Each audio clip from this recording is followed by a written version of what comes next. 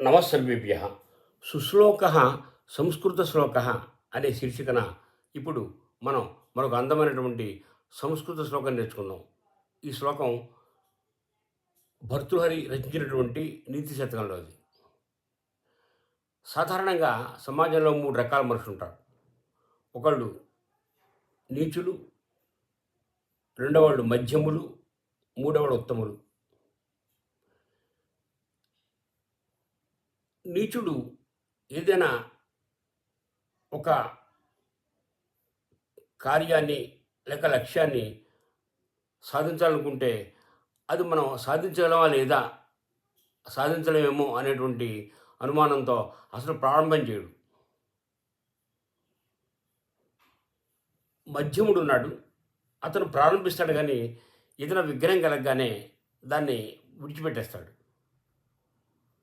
ఇక ఉత్తముడు ఎన్ని విఘ్నాలు ఎదురైనా తాను ప్రారంభించినటువంటి పని పూర్తయ్యే వరకు విడిచిపెట్టడు అనేటువంటి భావాన్ని తెలియజేసేటువంటి శ్లోకాన్ని మనం ఇప్పుడు నేర్చుకుందాం.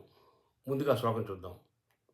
ప్రారభ్యతే నఖలు విఘ్నభయేన నీచైః ప్రారభ్య విఘ్ననిహతాః విరమంతి మధ్యాః విఘ్నైః ముహుర్ముహురపి ప్రతిహన్యమానాః ప్రారబ్ధం ఉత్తమజనాః న పరిత్యజంతి. నీచైః నీచుల చేత విఘ్నభయేన విఘ్నం కలుగుతున్నటువంటి భయంతో నా ప్రారభ్యతే అసలు ప్రారంభమే చేయబడటం లేదు, అంటే అసలు ప్రారంభమే చేయరు.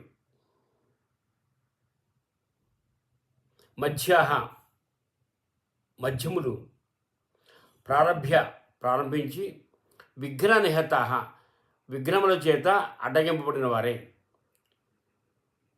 విరమంతి మధ్యలో విడిచిపెట్టేస్తున్నారు.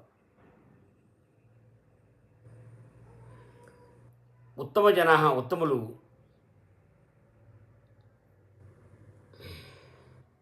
విఘ్నముల చేత ముహుర్ముహు అనేక సార్లు ప్రతిహన్యమానా అడ్డగింపబడిన వారు అయినప్పటికీ ప్రారంభించినటువంటి కార్యాన్ని నా పరిచయంతి విడిచిపెట్టడం లేదు అని ఈ శ్లోకం యొక్క అర్థం. శ్లోకం మరోసారి చూడండి. ప్రారభ్యతే నఖలు విఘ్నభయేన నీచైః ప్రారభ్య విఘ్ననిహతాః విరమంతి మధ్యాః విఘ్నైః ముహుర్ముహురపి ప్రతిహన్యమానాః ప్రారబ్ధం ఉత్తమజనాః న పరిత్యజంతి. కాబట్టి ప్రారంభించిన పనిని పూర్తి చేసే వరకు విడిచిపెట్టకుండా ఉండడమే ఉత్తముల యొక్క లక్షణము అని ఈ శ్లోకం ద్వారా మనం గ్రహించాలి. నమస్కారం.